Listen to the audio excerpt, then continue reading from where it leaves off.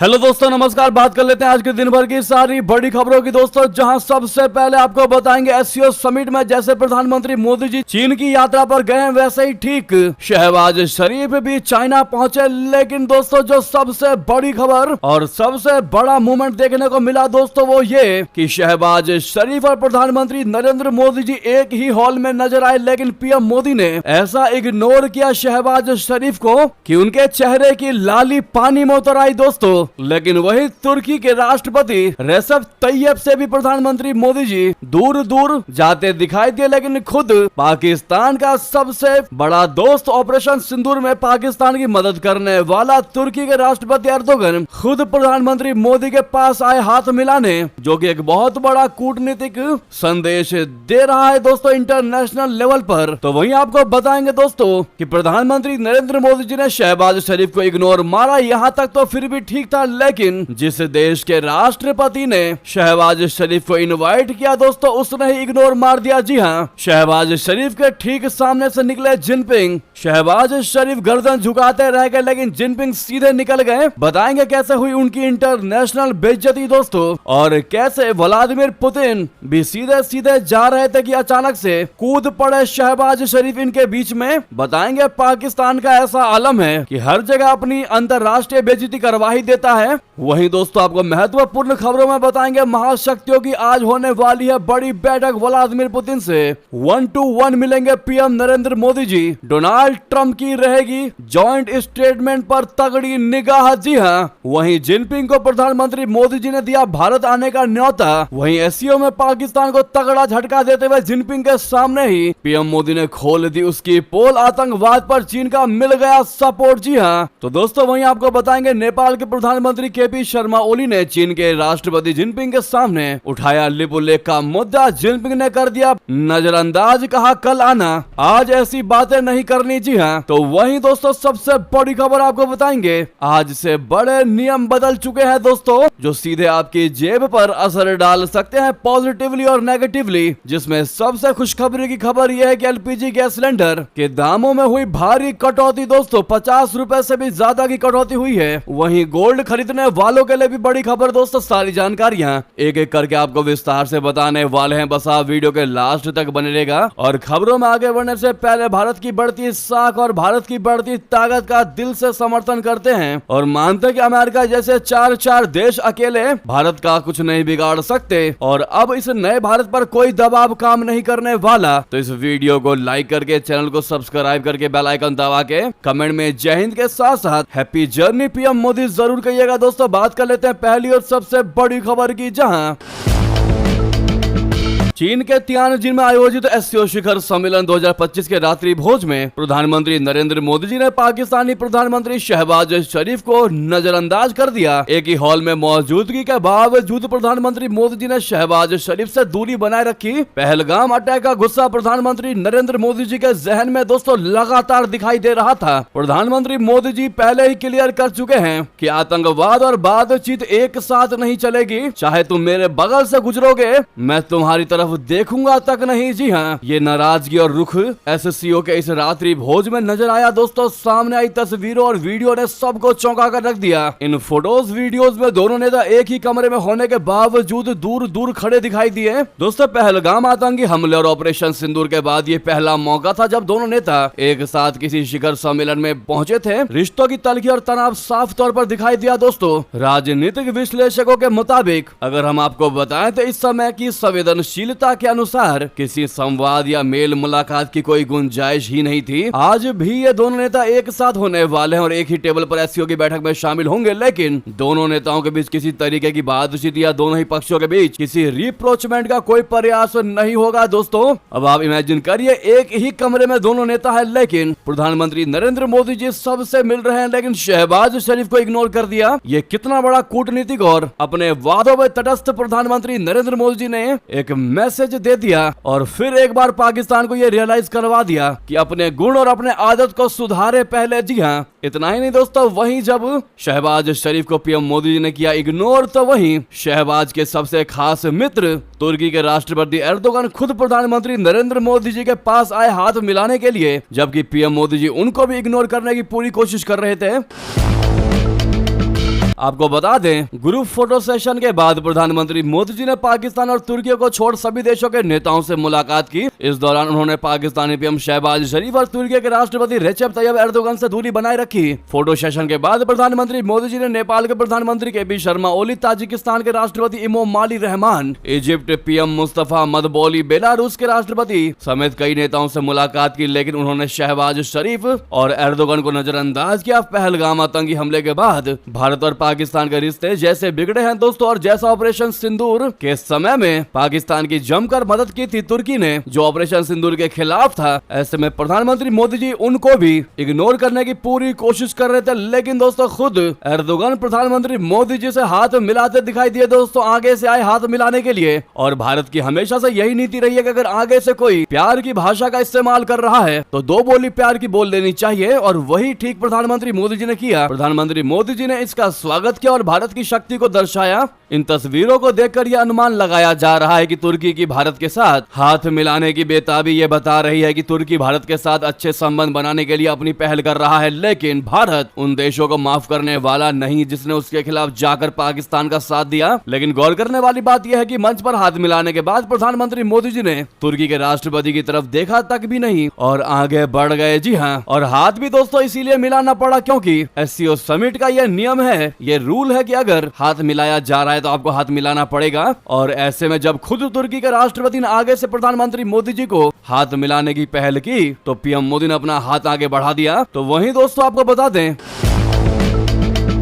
प्रधानमंत्री नरेंद्र मोदी जी से पहले जिनपिंग ने चीन बुलाकर की इंटरनेशनल शहबाज शरीफ की बेइज्जती। शहबाज शरीफ के सामने से इग्नोर करते हुए निकल गए आगे दोस्तों। शहबाज गर्दन झुकाते रह गए। बता दें, चीन में पाकिस्तान के प्रधानमंत्री शहबाज शरीफ की इंटरनेशनल बेइज्जती की बड़ी खबर यह है। एससीओ समिट में भाग लेने पहुंचे चीन। शहबाज शरीफ को उस समय शर्मिंदगी का सामना करना पड़ा जब फोटो सेशन के बाद वो जिनपिंग और पुतिन की ओर अभिवादन करते हुए बढ़े। इस दौरान जिनपिंग शरीफ को इग्नोर करते हुए आगे बढ़ गए। सामने आए वीडियो में क्लियर दिख रहा है कि पुतिन और जिनपिंग जब बात करते हुए आगे बढ़ते हैं तो विश्व के कई नेता दोनों से मिलते हैं। इस दौरान जब पाकिस्तानी पीएम शहबाज शरीफ सामने आते हैं तो वो भी अभिवादन करते हैं, लेकिन जिनपिंग आगे बढ़ते चले जाते हैं। अब ये वीडियो सोशल मीडिया पर जमकर वायरल हो रहा है कि जिस देश ने शहबाज शरीफ को बुलाया उसने ही भारी बेइज्जती कर दी। दोस्तों जिनपिंग को पता है कि ये जब देखो तब मुंह उठा के आ जाते हैं, और पाकिस्तान हमेशा से चीन के साथ मांगने वाला संबंध स्थापित करके बैठा है। तो जिनपिंग को भी पता है कि जब भी आएंगे ये कुछ ना कुछ पैसा जरूर मांगेगा। और आज शहबाज शरीफ की पाकिस्तान की वो वैल्यू है दोस्तों पूरी दुनिया में जिसको भिखारी का दर्जा दिया जाता है, तो इज्जत कहां से ही मिलेगी। जी हाँ दोस्तों, तो अब इस मुद्दे पर आप लोग कमेंट करना बिल्कुल मत भूलिएगा। तो हमने आपको ये खबर इसलिए बताया है क्योंकि जियोपॉलिटिक्स में दोस्तों ये देखने को मिलता है कि कौन नेता किसके साथ कैसा व्यवहार करता है। इससे क्लियर समझ में आता है कि उसके संबंध उसके साथ कैसे हैं। अब आप अंदाजा लगा ही पा रहे होंगे दोस्तों कि पाकिस्तान के संबंध कैसे जबरदस्ती वाले संबंध है दूसरे देशों के साथ। इस पर आपकी राय तो बनती है दोस्तों, और भारत की लगातार बढ़ती साख को देखकर इस वीडियो को लाइक जरूर करिएगा अभी तक लाइक नहीं किया है तो दोस्तों। और आप सभी से रिक्वेस्ट है अंत में इस वीडियो को शेयर भी कर दीजिएगा ताकि सबको पता चल सके कि भारत की आज क्या साख है पूरी दुनिया में। दोस्तों अब बात कर लेते हैं असली मुद्दे की खबर की, जहां महाशक्तियों का महा बैठक होगा आज दोस्तों। व्लादिमीर पुतिन से 1-to-1 मिलेंगे प्रधानमंत्री नरेंद्र मोदी जी। एससीओ समिट के जॉइंट स्टेटमेंट पर रहेगी दुनिया की निगाहें, स्पेशली डोनाल्ड ट्रंप की रहने वाली है निगाहें। बता दें, अभी हाल ही में प्रधानमंत्री नरेंद्र मोदी जी ने 1-to-1 जिनपिंग के साथ मुलाकात की। वो हम आपको आगे बताएंगे कि किन किन मुद्दों पर बातचीत हुई जिनपिंग के साथ प्रधानमंत्री मोदी जी की। अब सोमवार यानी आज 1 सितंबर को एससीओ लीडर्स की मीटिंग होने वाली है। ऐसे में जॉइंट स्टेटमेंट पर दुनिया की निगाहें टिकी रहने वाली है। आज प्रधानमंत्री नरेंद्र मोदी जी और व्लादिमीर पुतिन की 1-to-1 मुलाकात होने वाली है। ऐसे में अमेरिकी टैरिफ के बीच ये वार्ता बहुत ज्यादा अहम रहने वाली है दोस्तों कि प्रधानमंत्री मोदी और पुतिन के बीच क्या बातचीत होती है। इस पर तगड़ी नजर गड़ाए बैठा है अमेरिका। और वहीं सबसे बड़ी गौर करने वाली बात कि पुतिन से मुलाकात से पहले प्रधानमंत्री मोदी जी को जेलेंस्की ने फोन किया था कि शांति समझौते पर बातचीत अवश्य कीजिएगा और हमें आप पर पूरा भरोसा है पीएम मोदी जी, आप शांति समझौता करवाने में सबसे बेहतर साबित हो सकते हैं। ऐसे में दोस्तों इन मुद्दों को भी ध्यान में रखकर PM Modi ji Russia Ukraine युद्ध को लेकर भी बातचीत जरूर करेंगे व्लादिमीर पुतिन के साथ। और ये और बड़ी वजह है डोनाल्ड ट्रंप की इन बातों पर, इन मीटिंग पर पैनी नजर रखने की। अब आपको बताते हैं दोस्तों प्रधानमंत्री नरेंद्र मोदी जी और जिनपिंग के बीच में किन किन मुद्दों पर बातचीत हुई और कैसे पाकिस्तान को तगड़ा झटका दिया जिनपिंग ने प्रधानमंत्री मोदी जी के कहने पर। बता दें दरअसल 7 साल बाद चीन पहुंचे प्रधानमंत्री मोदी जी ने कल राष्ट्रपति जिनपिंग से मुलाकात की। दोनों के बीच 50 मिनट तक ये बातचीत चली। बातचीत के दौरान मोदी जी ने जिनपिंग को भारत में आयोजित ब्रिक्स 2026 में आने के लिए न्योता भी दिया। इससे पहले उन्होंने जिनपिंग के सामने आतंकवाद का मुद्दा उठाया। रिपोर्ट्स के मुताबिक मोदी जी ने इसे वैश्विक मुद्दा बताया और साथ देने की मांग की। वहीं मीटिंग में जिनपिंग ने कहा कि प्रधानमंत्री मोदी से मिलकर बहुत ज्यादा खुशी हुई। ड्रैगन यानी चीन और हाथी यानी भारत को एक साथ आना चाहिए। समिट के बाद मोदी आधिकारिक स्वागत समारोह में पहुंचे। दोस्तों, प्रधानमंत्री नरेंद्र मोदी जी ने सीमा क्षेत्रों में शांति और स्थिरता को द्विपक्षीय संबंधों की प्रगति के लिए अनिवार्य बताया। दोनों नेताओं ने पिछले साल हुए डिसएंगेजमेंट पर संतोष जताया और सीमा विवाद का न्याय संगत और स्वीकार्य समाधान निकालने की प्रतिबद्धता दोहराई। दोनों नेताओं ने लोगों के बीच संपर्क बढ़ाने के लिए वीजा सुविधा, सीधी उड़ानों और कैलाश मानस सरोवर यात्रा की बहाली पर जोर दिया। इसके अलावा व्यापार घाटा कम करने और निवेश बढ़ाने पर भी सहमति बनी। दोस्तों, प्रधानमंत्री नरेंद्र मोदी जी ने कहा कि भारत और चीन दोनों अपनी रणनीतिक स्वायत्तता का पालन करते हैं और उनके रिश्तों को किसी तीसरे देश के नजरिए से, शीशे से आईने से नहीं देखा जाना चाहिए। दोनों नेताओं ने आतंकवाद और निष्पक्ष व्यापार जैसे वैश्विक मुद्दों पर सहयोग बढ़ाने पर चर्चा की। सबसे बड़ी बात दोस्तों, जिनपिंग के सामने ही पाकिस्तान की पोल खोल दी प्रधानमंत्री मोदी जी ने, जिसका खुद जिनपिंग ने जमकर सपोर्ट किया और कहा कि आतंकवाद पर हम आपके साथ हैं मोदी जी। इससे बड़ा झटका शहबाज शरीफ के लिए और क्या ही हो सकता है। तो वहीं दोस्तों, भारत के इन विपक्षी पार्टियों से जो आप एक्सपेक्टेशन कर सकते हैं वही हुआ। शी जिनपिंग के साथ प्रधानमंत्री मोदी जी की मुलाकात पर भड़क गई कांग्रेस। जयराम रमेश ने तीखे सवाल पूछने शुरू कर दिए। कह दिया कि पीएम मोदी ने चीन को क्लीन चिट दे दी। जी हाँ दोस्तों, प्रधानमंत्री नरेंद्र मोदी जी का चीन दौरा कैसे कांग्रेसियों को पच नहीं रहा, उसका एग्जाम्पल आप इस खबर से देख सकते हैं। आपको बता दें, जिनपिंग के साथ प्रधानमंत्री मोदी जी की मुलाकात के बाद कांग्रेस ने केंद्र पर निशाना साधते हुए सवाल किया कि क्या न्यू नॉर्मल यानी नई सामान्य स्थिति चीन की आक्रामकता और सरकार की कायरता से परिभाषित किया जाना चाहिए। कांग्रेस ने सवाल किया कि क्या प्रधानमंत्री नरेंद्र मोदी के नेतृत्व वाली केंद्र सरकार का चीन के साथ सुलह पर जोर देना वास्तव में उसकी क्षेत्रीय आक्रामकता को वैध ठहरा रहा है। कांग्रेस ने यह भी कहा कि भारतीय जनता पार्टी यानी भाजपा को राष्ट्र को जवाब देना चाहिए कि क्या प्रधानमंत्री मोदी ने जरूरी मुद्दे उठाए और क्या उन्होंने चीन को लाल आंखें दिखाई। विपक्षी दल ने कहा कि द्विपक्षीय संबंधों को फोटो खिंचवाने की कूटनीति से नहीं बल्कि राष्ट्रीय हित से संचालित किया जाना चाहिए। कांग्रेसी महासचिव एवं संचार प्रभारी जयराम रमेश ने सोशल मीडिया मंच एक्स पर लिखा कि आज प्रधानमंत्री मोदी और चीन के राष्ट्रपति शी जिनपिंग के बीच हुई मुलाकात का आकलन निम्नलिखित संदर्भों में किया जाना चाहिए, जिसमें जून 2020 में गलवान घाटी में चीनी आक्रामकता के चलते हमारे 20 सबसे बहादुर जवानों ने अपनी जान की कुर्बानी दी। इसके बावजूद 19 जून 2020 को प्रधानमंत्री मोदी ने चीन को कायराना तरीके से यानी कुख्यात तरीके से क्लीन चिट दे दी। और भी बहुत कुछ दोस्तों कांग्रेस पार्टी कहती नजर आई है प्रधानमंत्री मोदी जी के चीन यात्रा को लेकर। इस पर आप कैसे जवाब देना चाहेंगे दोस्तों? कांग्रेसियों की इन बातों का कमेंट में लिखकर अवश्य बताइएगा। ऐसे में विपक्षियों को पता होना चाहिए कि भारत के साथ संबंध स्थापित करने की पहल चीन की तरफ से की गई थी, ना कि भारत की तरफ से। चीन ही बार बार भारत को कांटेक्ट कर रहा था कि अपना बाजार हमारे लिए खोल दो, ट्रेड फिर से शुरू करते हैं या बातचीत फिर से स्थापित करते हैं, ना कि अपना भारत चीन के सामने झुकने गया था। दोस्तों, ऐसे में आप लोगों का जवाब तो बनता है दोस्तों, विपक्षियों को क्या कहना चाहेंगे आप लोग जरूर लिखकर बताइएगा। देखते हैं क्या कहती है भारत की प्रिय जनता। नेक्स्ट खबर की बात करें, जहां पर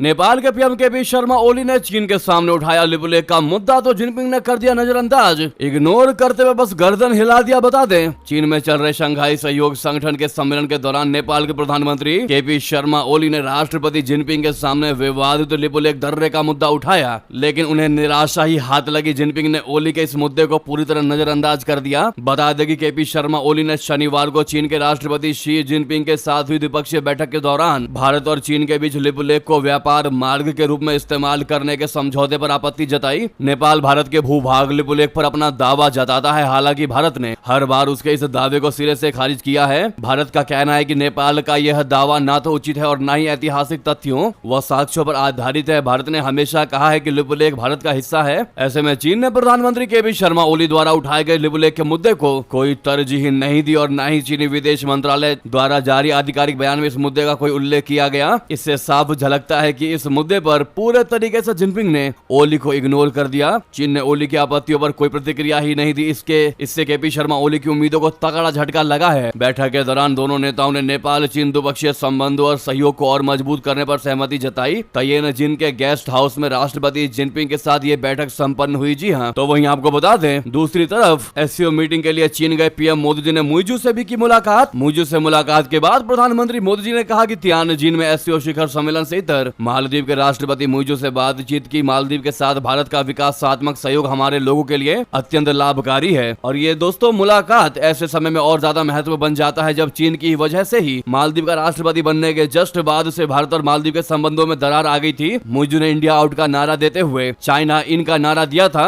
और राष्ट्रपति बनने के जस्ट बाद ही भारतीय सेना को अपने देश से बाहर कर दिया था। और तब का वो दिन था और आज का वो दिन है। एकदम से हालात पलट चुके हैं मालदीव के मुइजू के दोस्तों, जो लगातार भारत के साथ अच्छे संबंध स्थापित करता दिखाई दे रहा है। दोस्तों हम जैसे कि पूरे इस एससीओ मीटिंग को या इससे पहले ब्रिक्स समिट हुआ था या कोई भी समिट होता है, कोई भी ग्रुप्स की मीटिंग्स होती है दोस्तों, जहां बड़े बड़े देश और छोटे छोटे देश सारे मिलते हैं, हमने एक चीज नोटिस किया है कि जो छोटे देश होते हैं या जिनकी वैल्यूज नहीं होती, जो पावरफुल नहीं होते, उनको साफ साफ तौर पर इग्नोर किया जाता है दोस्तों। उनको ऐसा दिखाया जाता है कि आप लोग हमारे लिए कुछ भी नहीं है। इसीलिए इससे निष्कर्ष यही निकलता है कि अपने देश को आप सबसे पहले मजबूत बनाइए, चाहे वो हथियार वेपन्स के मामले में हो, चाहे वो अर्थव्यवस्था यानी जीडीपी के मामले में हो। अगर आप टॉप 10 में लाई करते हैं तो आपकी थोड़ी बहुत वैल्यू है, नहीं तो आपको कोई नहीं पूछेगा। दोस्तों वाकई में आज अपना भारत टॉप 5 में आ चुका है दोस्तों, और भारत की वैल्यू काफी ज्यादा बढ़ चुकी है और अच्छे अच्छे सुपर पावर देशों को भारत पस्त कर रहा है। कभी अपना भारत भी सबसे पीछे हुआ करता था। वाकई में दोस्तों अगर इसके पीछे किसी को श्रेय जाता है तो वो है हर एक भारतीयों को, जिन्होंने अपने भारत देश को सशस्त्र और मजबूत बनाया है। दोस्तों अब बात करते हैं अगली बड़ी खबर की, जहां अब एक नया खुलासा निकलकर सामने आया है। डोनाल्ड ट्रंप का जापान पर अमेरिकी चावल खरीदने का दबाव, नाराज जापानी डेलीगेशन ने इसीलिए दौरा कर दिया था रद्द दोस्तों। और भारत पर भी मांसाहारी दूध खरीदने का दबाव बनाया था ट्रंप ने। दोस्तों अमेरिकी राष्ट्रपति डोनाल्ड ट्रंप जापान पर अमेरिकी चावल के लिए बाजार खोलने का दबाव बना रहे हैं। इस वजह से ही जापान के मुख्य वार्ताकार रजोई अकाजावा ने अमेरिकी दौरा रद्द कर दिया। निक्केई एशिया की रिपोर्ट के मुताबिक अकाजावा 28 अगस्त को वॉशिंगटन डीसी का दौरा करने वाले थे, लेकिन ट्रंप के अमेरिकी चावल खरीदने के दबाव के बाद उन्हें यात्रा रद्द करनी पड़ गई। अमेरिका ने इसी तरह का दबाव भारत पर भी बनाया था। अमेरिका चाहता था कि भारत उनकी मांसाहारी गायों का दूध खरीदे, साथ ही साथ उनके किसानों के लिए भारत अपना मार्केट ओपन करे, लेकिन भारत ने इससे साफ इनकार कर दिया था। इसके बाद अमेरिका ने भारत पर 25% टैरिफ लगा दिया था, जो बाद में बढ़कर 50% तक पहुंच गया दोस्तों। ऐसे में अपना भारत भी कम नहीं दोस्तों, भारत ने ट्रंप के टैरिफ वार पर पलटवार करते हुए अमेरिका के लिए अब सारी डाक सेवाएं जितनी भी थी सब बंद कर दी है। और इसके पीछे अस्पष्टता का हवाला दिया है, नियमों की अस्पष्टता का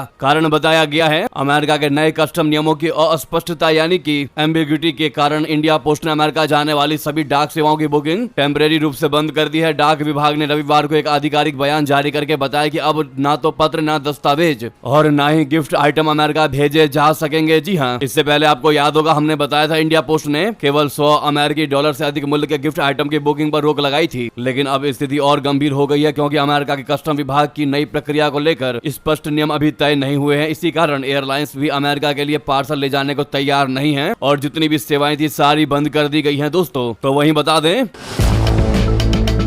अब चीनी विशेषज्ञ ने भी ट्रंप को बड़ी फटकार लगाई, वो भी तब जब प्रधानमंत्री मोदी जी चीन की यात्रा पर हैं। चीनी विशेषज्ञ ने कहा कि भारत को कम आंकने की गलती ना करे मिस्टर ट्रंप, प्रधानमंत्री मोदी ने छीन लिया है अमेरिका का चैन। जी हां, ट्रंप के द्वारा भारत पर लगाए गए टैरिफ के बीच चीन के प्रतिष्ठित थिंक टैंक ताहिये इंस्टीट्यूट के वरिष्ठ फेलो एइनार टेंगन ने साफ कहा है कि ट्रंप ने 180 देशों पर टैरिफ लगाकर दबाव बनाने की कोशिश की, लेकिन भारत जैसे देश को कमतर आंकना अमेरिका की बहुत बड़ी भूल है। एक्सपर्ट ने ट्रंप द्वारा भारत और अन्य देशों पर टैरिफ लगाए जाने को क्लास का सबसे बड़ा बच्चा लोगों के लंच के पैसे चुरा रहा है के रूप में बताया। साथ ही उन्होंने इसे सरासर बदमाशी करार दिया। उन्होंने इस दावे को भी खारिज कर दिया कि उन्होंने व्यापार के बल पर भारत और पाकिस्तान को युद्ध विराम के लिए मजबूर किया। उन्होंने कहा कि इसमें ट्रंप की कोई अहम भूमिका नहीं थी, ये उनकी समझ से परे की बात थी। और अगर आप उन सभी युद्धों पर गौर करें जिन्हें उन्होंने समाप्त किया है तो वे अभी भी लड़ रहे हैं, कोई समझौता नहीं हुआ है। उन्होंने कहा ये तो सरासर बदमाशी है, कक्षा का सबसे बड़ा बच्चा घूम घूम कर लोगों के लंच के पैसे चुरा रहा है, ये तो बड़ा ही घिनौनी बात है। उन्होंने कहा कि भारत तुम्हारी धमकी से डरने वाला देश नहीं है और भारत को कम आंकने की कोशिश मत करना। वाकई में उन्होंने बहुत बड़ी बात कही है दोस्तों। अगली खबर की बात कर लेते हैं, जहां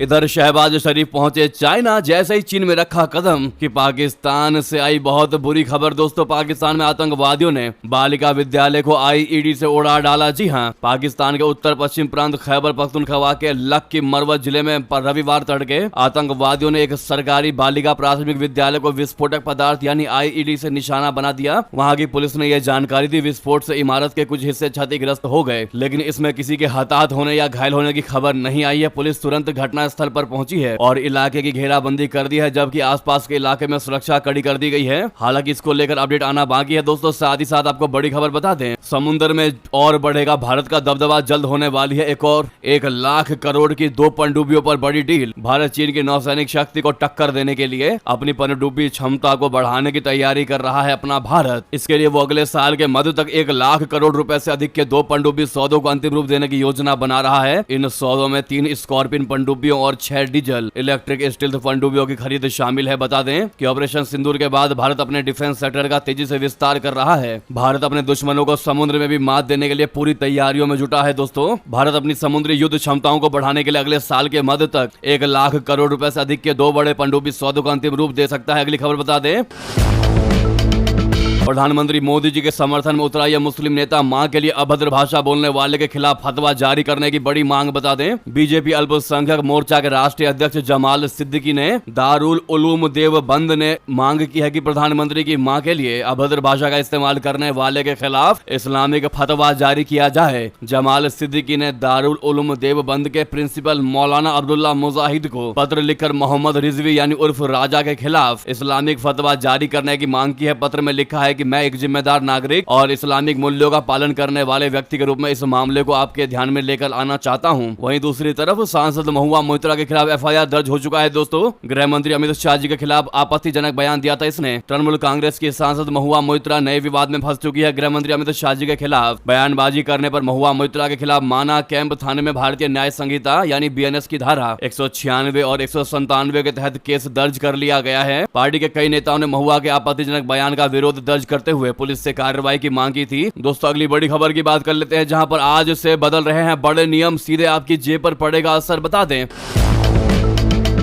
देश में महीना बदलते ही रोजमर्रा की जिंदगी के कई नियमों में बड़े बदलाव हो जाते हैं। सितंबर महीने की शुरुआत हो चुकी है और ऐसे में आम नागरिकों की जेब और उनके कामों से जुड़े कुछ नियम बदल रहे हैं। इन सभी बदलावों की जानकारी आपको होनी चाहिए दोस्तों, जिससे आपकी कोई फाइनेंशियली नुकसान या फिर प्लानिंग ना बिगड़ जाए। ऐसे में आज से यानी 1 सितंबर से आपकी जेब पर असर करने वाले नए बदलाव क्या क्या है आपको संक्षेप में बताते हैं। पहला, जीएसटी में बदलाव। दूसरा, यूपीएस की डेडलाइन सितंबर में खत्म होगी। डाक को लेकर बड़ा अपडेट है। चांदी की खरीदारी में लागू होगा नियम। आईटीआर भरने की आखिरी तारीख 15 सितंबर है। एलपीजी गैस सिलेंडर की कीमतों में भी बड़े बदलाव किए गए हैं। दोस्तों, जीएसटी में बदलाव की बात करें तो पीएम मोदी ऐलान कर चुके हैं कि जल्द ही जीएसटी में नए रिफॉर्म होने वाले हैं। साथ ही सरकार अब केवल 2.5% और 12% रखने वाली है। इसी बीच 3 और 4 सितंबर 2025 को जीएसटी काउंसिल की बड़ी बैठक होने वाली है। दोस्तों, वहीं यूपीएस की डेडलाइन सितंबर में खत्म हो जाएगी। केंद्र सरकार के कर्मचारी जो नेशनल पेंशन स्कीम के दायरे में है, उन्हें यूनिफाइड पेंशन स्कीम का चुनाव करने के लिए 30 सितंबर तक का समय दिया गया है। वहीं अगर आप 1 सितंबर से देश में डाक के जरिए कुछ भी भेजते हैं तो स्पीड पोस्ट के जरिए ही वो सामान जाएगा, क्योंकि भारतीय डाक सर्विस को स्पीड पोस्ट में मर्ज किया जा रहा है। वहीं चांदी की खरीदारी में 1 सितंबर से हॉल मार्किंग लागू हो सकती है। इसका मतलब है कि ग्राहक आसानी से चांदी की शुद्धता और गुणवत्ता को पहचान सकता है। वहीं 15 सितंबर आईटीआर फाइल करने की आखिरी तारीख कर दी गई है। ऐसे में अगर आपने अभी तक रिटर्न फाइल नहीं किया है तो आप इसको तुरंत कर सकते हैं। एलपीजी गैस सिलेंडर की बात करें तो पिछले कुछ महीनों से देखा जा रहा है कि लगातार गैस सिलेंडर की कीमतों में बदलाव हो रहे हैं। ऐसे में आज से दोस्तों कमर्शियल सिलेंडर जो होते हैं 19 किलो वाले, उनके दाम में 51 रुपए की भारी कटौती कर दी गई है दोस्तों। और इस बदलाव के बाद दिल्ली में 19 किलो वाले कमर्शियल गैस सिलेंडरों की कीमत 1580 रुपए हो जाएगी। अभी तक दिल्ली में कमर्शियल सिलेंडर की कीमत 1631 रुपए 50 पैसे हुआ करता था। नई कीमतें आज यानी 1 सितंबर से लागू हो चुकी हैं। इसी बीच दोस्तों ये थी भी कि सारी बड़ी खबरें, आपको खबर कैसी लगी कमेंट में बताना बिल्कुल मत भूलिएगा। लगे हाथों वीडियो को लाइक करके, चैनल को सब्सक्राइब करके, बेल आइकन दबा के कमेंट में जय हिंद कह दीजिएगा। मिलते हैं अगली बड़ी खबर में। बहुत बहुत धन्यवाद, बहुत बहुत आभार। जय हिंद, जय भारत।